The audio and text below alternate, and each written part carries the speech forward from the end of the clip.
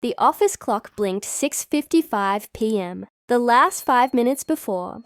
I was officially off the clock. My screen reflected a few lines of code I was cleaning up.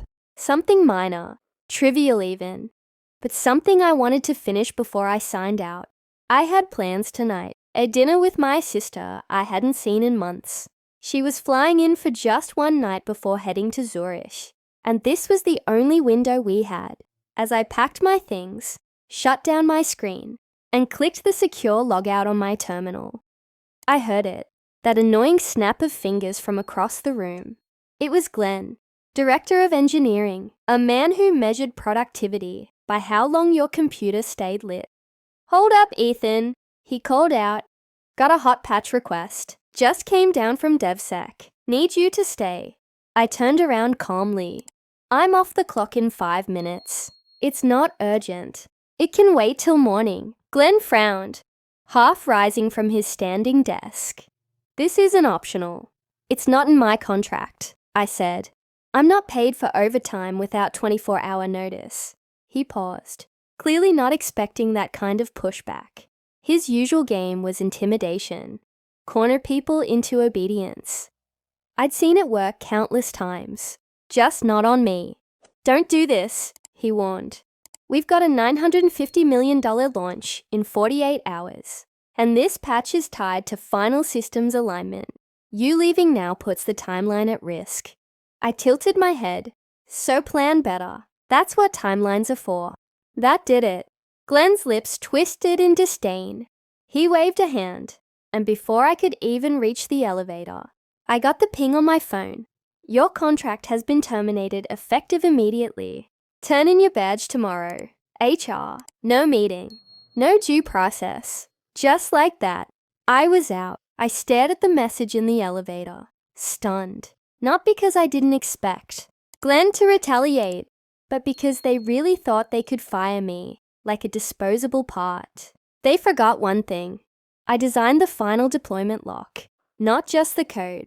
The encryption architecture, the very key distribution protocol that authenticated and authorized live launch access. It wasn't in a file they could copy. It wasn't on a server they could override. It was in my head, and more importantly, layered with biometric failsafes only I could unlock.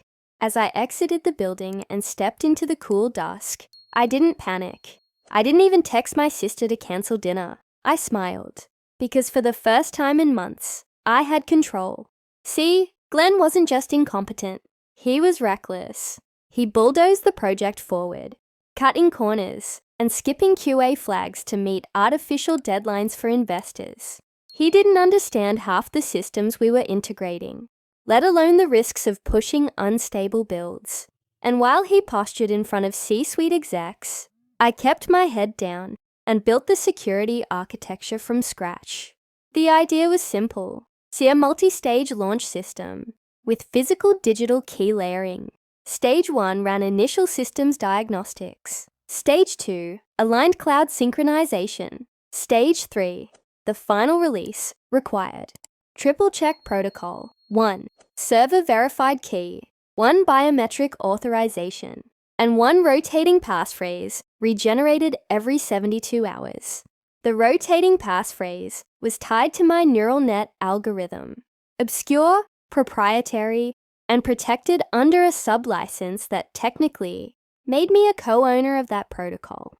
No one ever read the legal fine print. So as they raced toward their precious $950 million launch, some blockchain-backed fintech initiative involving real-time AI, credit modeling, they were about to realize something very inconvenient. Their launch was locked behind a gate only I could open. By 7:09 p.m., my phone lit up again. A message from Rachel in Product Ops. Short, blunt. "Tell me this is a joke. Glenn said you're gone. How do we deploy?" I didn't reply. At 7:15, another ping. Internal Slack from Dan in DevSec. "Hey Ethan, can you give me admin override to access key auth layer 3? We just need to simulate launch for Friday's push." Still, I said nothing. I just sipped coffee across town with my sister, as she recounted her adventures in Switzerland. I let them sweat, and by morning, panic had set in. Emails, phone calls, even one from Glenn himself, masked behind company emergency protocol headers. Ethan, we need the key. Let's talk. Now they wanted to talk. It was almost funny. 6 months ago, Glenn had nearly sidelined me for speaking up about unstable back-end dependencies. Said I was slowing the ship. What he didn't realize was, I wasn't just holding the ship together. I was the architect of the hull, the frame, the keel, and now they were adrift. By Friday morning, launch day, the mood in the building was no longer ambitious. It was terrified. Investors were flying in. Press was already pre-briefed. The servers were humming. The UI was polished. And yet, nothing moved.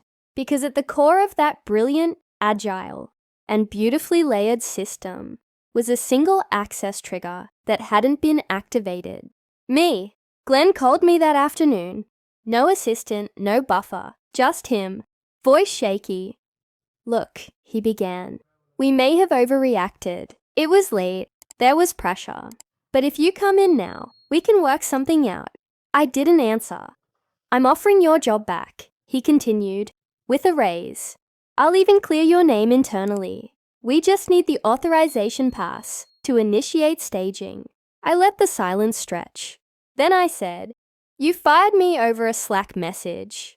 Didn't even give me time to hand off the protocol. That was your choice. You're holding the company hostage. No, I cut in.